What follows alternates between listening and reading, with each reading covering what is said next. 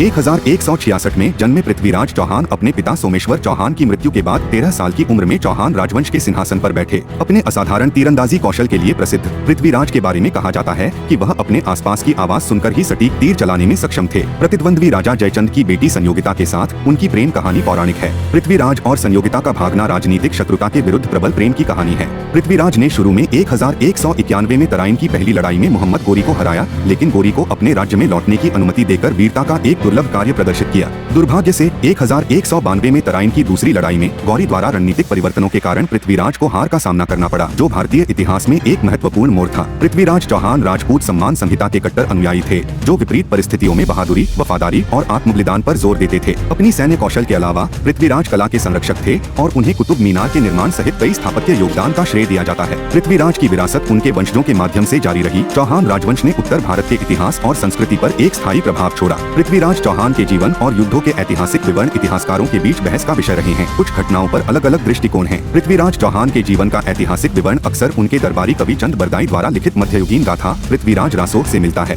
विदेशी आक्रमणकारियों के विरुद्ध पृथ्वीराज चौहान का प्रतिरोध अपनी मातृभूमि की रक्षा में राजपूत योद्धाओं की अदम्य भावना का प्रतीक है। पृथ्वीराज चौहान भारत में एक सांस्कृतिक प्रतीक बने हुए हैं, जो कला और साहित्य के विभिन्न रूपों में अनगिनत कहानियों, नाटकों और अनुकूलन को प्रेरित करते हैं। पृथ्वीराज चौहान का जीवन राजस्थान की गाथाओं और लोक कथाओं में अमर हो गया है, जिसमें उनकी वीरता और संयोगिता के साथ दुखद प्रेम कहानी का जश्न मनाया जाता है। भारतीय राजनीतिक असफलताओं के बावजूद पृथ्वीराज चौहान की विरासत ने भारत के इतिहास पर एक अमिट छाप छोड़ी है, जो विदेशी शासन के खिलाफ प्रतिरोध की बहादुर भावना का प्रतीक है।